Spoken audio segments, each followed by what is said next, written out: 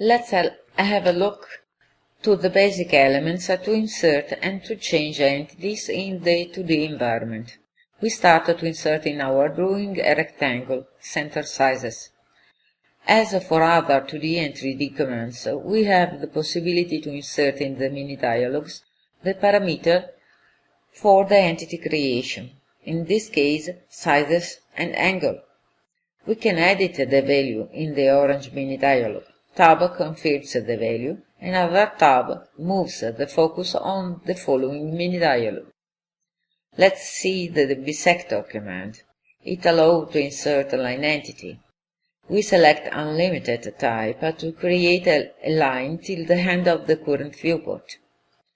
We can insert other entities by using the automatic snap. In this case, to insert the center, we use the intersection point snap. We insert another circle with the same center. For each entity we insert, we can use the status bar for changing color, line type, and line width. Let's save this first part of our drawing with the name Drawing 1. We can select entities one by one. To select more than one entity, let's press Ctrl. So we insert or remove entity from the set. Pressing Shift, each element we click is added to the selection. We can click in an empty area to cancel the selection. Let's keep the two-axis selection and let's change the entity. We do it directly by the Entity Properties command. Instead of the status bar, let's change color and line type.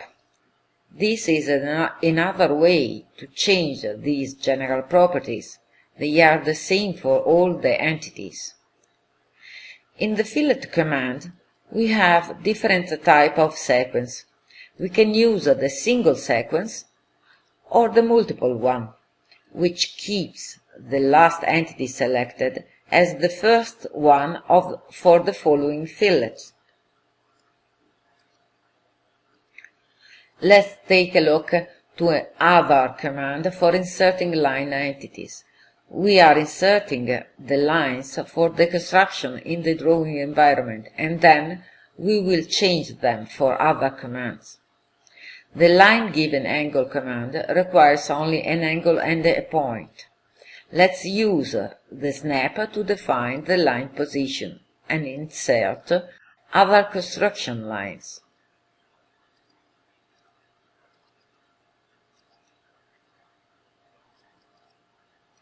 In the parallel commands, by clicking the red arrow, we can choose the half plane in which we want to insert the new line. Let's take a look at the editing mode now.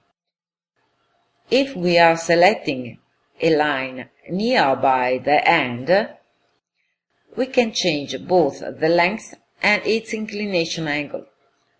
On the contrary, if we select the middle between the end and the middle point, we can change only its length. In this case, we change the length of the construction axis. Other editing with Trim Extend the Curve with the Limits command. The boundaries can be 2 points or the entities themselves. For instance, we set as boundaries the axis, and then we select the entity to be changed in the side we want to preserve. Other useful commands are Smart Delete and the Delete Selection, and also the Trim Extend Curve commands. Also in this case we select the entity in the side we want to preserve.